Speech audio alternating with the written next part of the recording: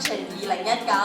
我哋今日嘅司儀呢是王詠詩咁多朋友，大家下午好嘅。各位來賓大家下午好，再次歡迎大家來到旭茉JESSICA Leaders Forum 的午宴。那我是今天的主持王詠詩 Vincy， 各位來賓大家下午好。不如開始之前呢，我想借大家嘅一雙手，俾啲掌聲，你哋自己真係好合作，令到我哋可以準時開始今日嘅午宴。多謝晒 ，thank you。其實咧，我哋今日嘅午宴咧都好高興邀請到一位主講嘉賓同大家分享佢嘅故事㗎。那今天我們在午宴也特別榮幸邀請到一位特別嘉賓，跟大家分享他的故事。他就是香港中華廠商會行政總裁楊立文先生 GBS JP， 佢咧就係香港中華廠商會行政總裁楊立文先生 GBS JP 嘅。咁咧等我同大家介紹下我哋今日嘅主要演講嘉賓先啦。楊立文先生咧就喺香港大學畢業嘅，擁有超過30年嘅公共行政經驗，曾經喺唔同嘅決策局啦同埋部門出任要職，包括教育統籌局副局長、工商及科技局副秘書長、工業貿易處處長、慶典統籌辦公室主任、發展局常任秘書長以及民政局常任秘書長。咁楊立文先生一路以嚟都好熱心公益事務，喺2014年啦就獲頒發特區政府頒授嘅金紫荊星章。喺離開政務職系之後啦，亦都積極參與社會服務同埋慈善嘅工作。楊先生喺2017年獲香港中華廠商會委任為行政總裁，一路咧都服務至今啦。其實咧，楊先生係曾經曾為團結香港基金嘅訪談節目入面敢創香港以及慶祝香港特區成立20週年嘅節目擔任主持，亦都同時擁有即時傳譯嘅英語、粵語同埋普通話嘅專業資格。所以楊先生今日就唔需要我用普通話介紹佢啦。好啦，咪講下笑啫。其實咧，楊立文先生咧，同時亦都係擔任《東周刊》啦同埋頭條新聞嘅專欄作家以及媒體時事評論員嘅。好啦，呢個時候咧，相信大家都好急不及待，所以事不宜遲，我哋用掌聲歡迎楊立文先生 GBS JP 為我哋演講，有請。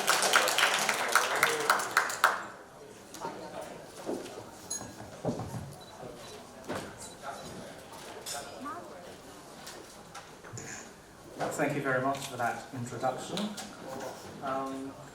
Ladies and gentlemen, first of all, let me tell you what a privilege it is for me to be standing here among you in front of such a gathering of so many accomplished and successful ladies in Hong Kong. I can tell you it's a very exhilarating experience because being a minority here, it's a little bit intimidating at the same time. I've been asked by my longtime friend, Thomas Lowe, to speak about the Greater Bay Area and the opportunities it offers to Hong Kong women executives, professionals and businessmen. It is indeed a very vast topic, and I understand that this was exactly the topic that you explored last year in the same forum, and I think earlier this morning you also dealt with this issue. And I suppose you would have heard a lot of intellectual and inspirational exchanges on this topic, so I can't pretend to be able to share with you any really new perspectives or views. So I would just, and of course, I can't think of anything that particularly in the Greater Bay Area initiative, anything that particularly benefits only men but not women, and openings that are only available to men and not women. So perhaps I'll try to view the issue from an alternative angle, I mean from a more personal and, if at all possible, from a more female perspective. But of course, a few general words about the Greater Bay Area Initiative. Of course, one obvious development since last year's forum was the announcement of the outline development plan for the Guangdong, Hong Kong, Macau Greater Bay Area in February this year. It is very much a framework document that sets out a number of broad and far-sighted directions for the 9 cities and 2 SARs in this region. The most important message for us here in Hong Kong is that it places Hong Kong in a very central position in the overall scheme of things particularly in the financial services, logistics, education, healthcare, the silver industry, cultural and other so-called modern service industries. Now, of course, mind you, all these industries are where women actually have a natural advantage for. It reconfirms, the outline plan, it reconfirms Hong Kong's position as the big brother in these sectors, or big sister, to be more politically correct in this forum. And it really dispels the worry that some people have that the central government might support some other cities in this area to replicate our success and then compete with Hong Kong. Now, to the surprise of some people, the development plan expects Hong Kong to take a lead in technology development, of all things, as it proposes a Guangzhou, Shenzhen, Hong Kong, Macau technology corridor that will facilitate cross-border flow of innovation elements, such as talents, capital, information and technologies. This should in fact come as no surprise to people in the academic and industrial sectors in Hong Kong, because Hong Kong is actually home to 5 of the world's top universities, with the strongest research capability in the Greater Bay Area, even higher than Shenzhen, you would be surprised.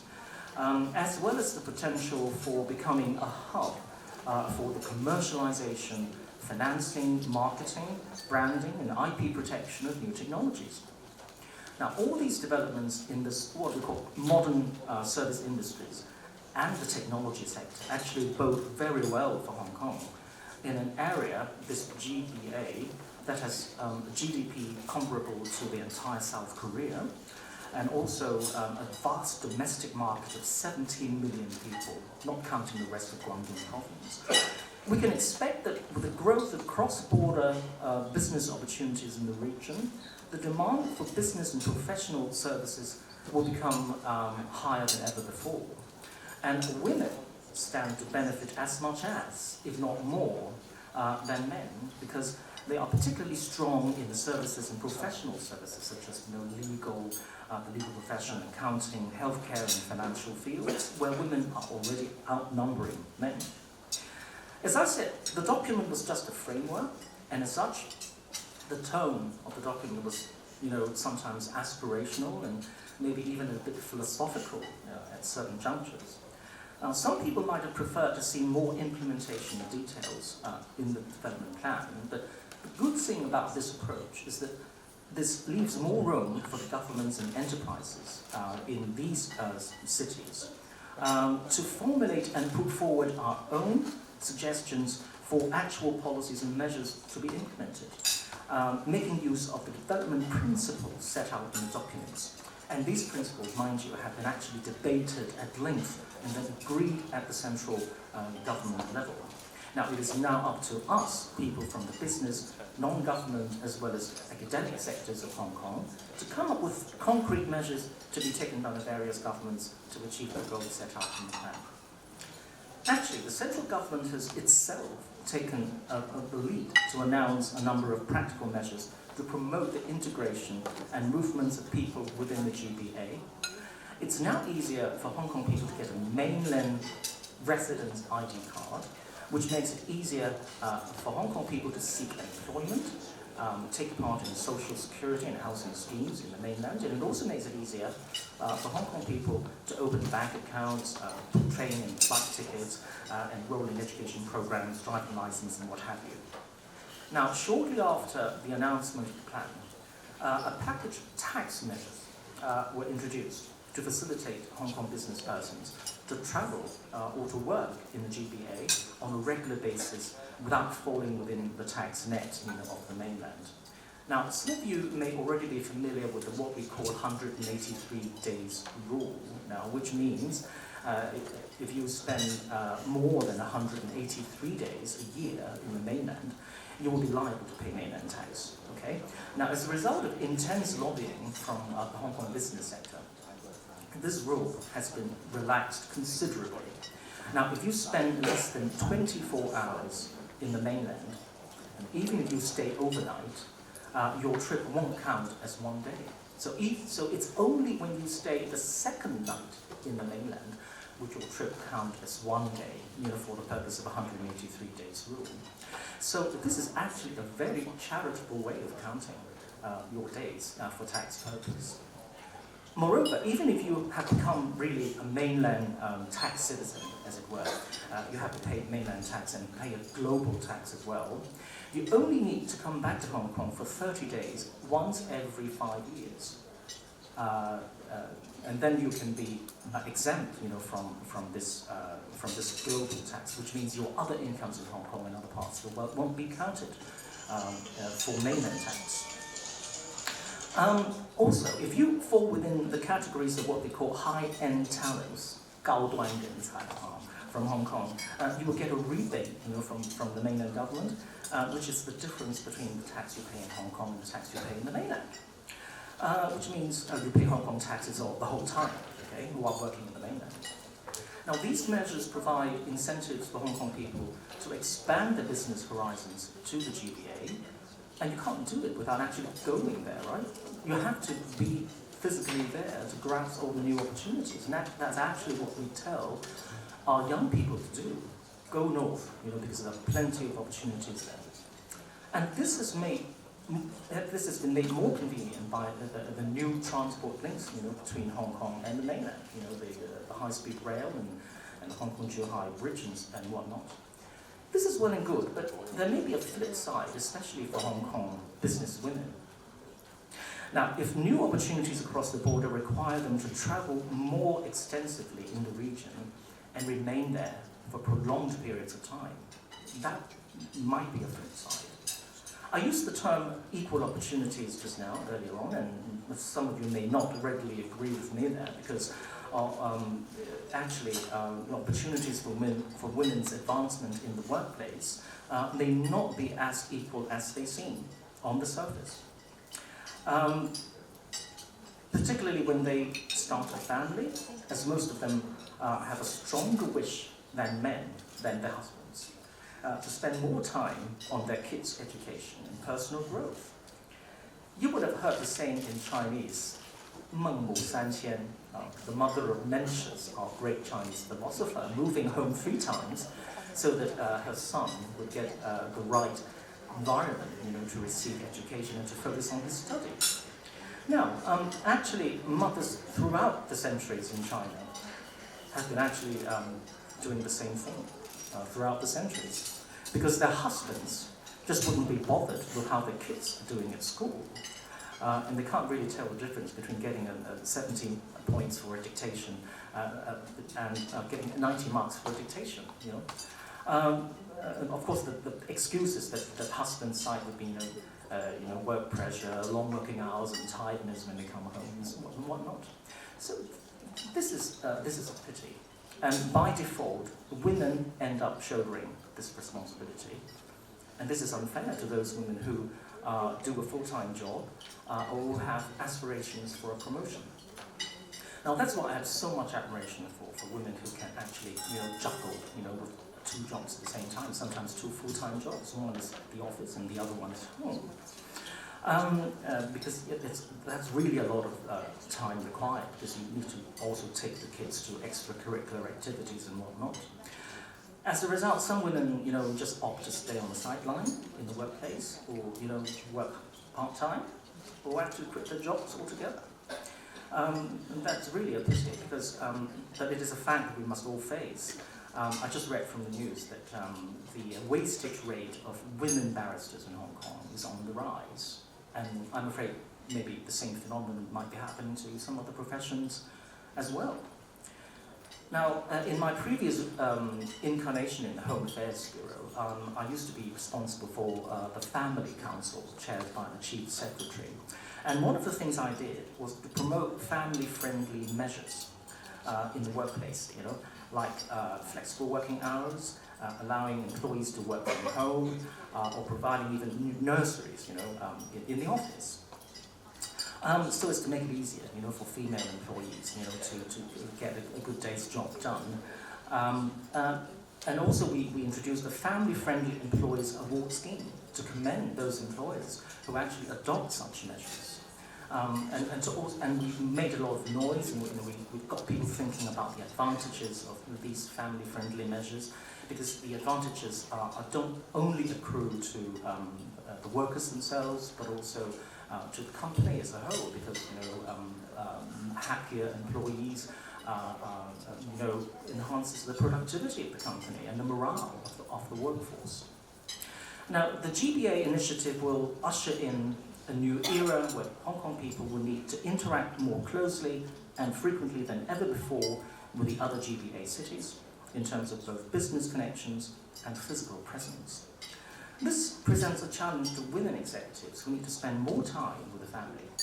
Women in Hong Kong will be more fortunate in the sense that domestic help is easily available, but the nurturing of children, overseeing and planning for their personal growth is something that cannot be quite delegated to domestic helpers. My observation is that nowadays more men are willing to share this work, but they are always not as effective as their wives, and some men do it very grudgingly, half-heartedly, and eventually the wife just gives up and ends up doing most of the work. So it seems that women still have a raw deal today, I'm afraid. They need to overcome some extra obstacles along the way if they are to fully take advantage of the enlarged multi-border economic area that is the GBA.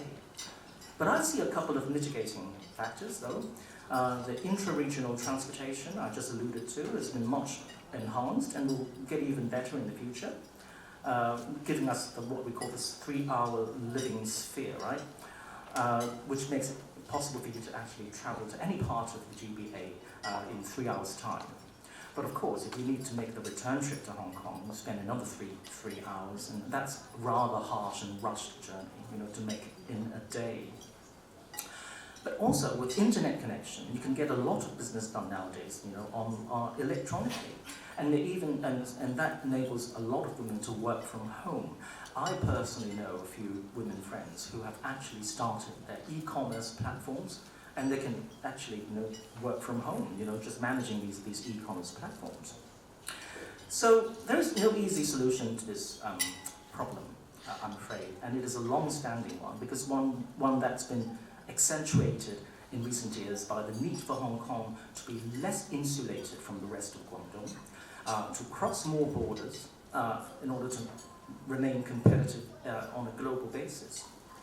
At the start of China's economic reform 40 years ago, it was the manufacturers of Hong Kong, like members of my association, Chinese Manufacturers Association, who first ventured north.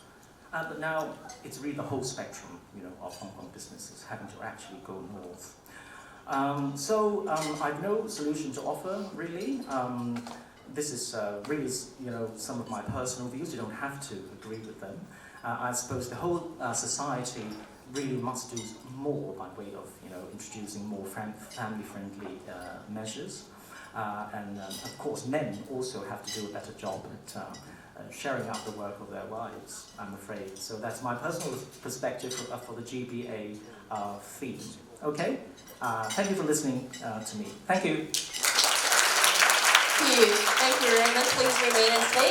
不如我哋有請林先生留一留步，因為咧我哋都會影幾張大合照㗎。我哋有請在場嘅同事啦，可能麻煩幫我哋將中間嘅講台咧移走咁，但我哋可以影多幾張，邀請多幾位嘉賓啊，唔該晒。咁其實咧，大家剛才喺楊立梅先生嘅分享入面啦，都聽到啦，其實現代嘅女性啦，真係有好多嘅挑戰要面對嘅。咁但係呢個時候啦，我相信啊，大家都喺入面咧吸收到女性可以點樣把握呢個機遇啦，攞到更加多嘅發展空間嘅。咁接住落嚟咧，我哋想邀請以下嘉賓移步嚟到台上面同我哋嘅楊立梅先生影多幾張合照嘅。首先我哋有請執行副主席吳旭茉小姐，有請。繼續我哋有請董事總經理盧瑞成先生、女性平台總經理車文慧小姐。當然唔少得我哋今日呢個環節嘅第一個環節嘅主持人同埋嘉賓講者，咁分別有健康連線主席龐愛蘭女士 （GBS JP）， 有請新世界發展社會創新部主管兼青年廣場總幹事呂思思女士。三和陳氏實業有限公司董事總經理陳月玲女士，來可傳媒行政總裁陳容賢女士，歡迎。那接下來我們當然有請第二個環節的主持人以及嘉賓移步到台上，包括台灣主題餐廳 Vava Food 的創辦人兼品牌總監黃雨涵女士，有請上海。同時，我們有請上海百樂門文化娛樂公司執行董事、澳門蓮花慈善基金會理事鄭曉玲女士，還有 One Collection 承諾股份有限公司創辦人暨執行長蔡嘉誠女士。好，繼續啦，我哋亦都有請啦，我哋歷屆嘅 Most Successful Women 嘅一啲得獎者，咁包括有 Dr. Rebecca Lee 有請。亦都有請 Miss Mimi Tang， 亦都移步喺台上面。當然啦，唔少得我哋今日呢個活動係由旭茉JESSICA舉辦，所以我哋想再一次邀請旭茉JESSICA總編輯黎海線小姐嚟到台上面影呢張合照嘅，有請咁多位 ，thank you。好啦，咁咧因為我哋台上面真係人才仔仔啊，我都移步去到台下嘅位置先啦。好，請望住我哋嘅正前方嘅大會攝影師影得幾張合照。唔希望啦，好似剛才楊立門先生所分享啦，其實我哋有唔同嘅挑戰都要去面對，亦都希望啦，可以係商界啦、政府啦都可以推出更加多係 family friendly 嘅政策，令到啦可以女士啦可以有一個更加好嘅喺家庭啦同埋事業更加有一個好嘅平衡㗎。好啦，我哋啦望完大會攝影師完張合照之後啦，我哋再一次用掌聲多謝晒台上面咁多位嘉賓 ，thank you。多謝晒咁多位嘅，請咁多位可以到移步到台下就咗 ，thank you。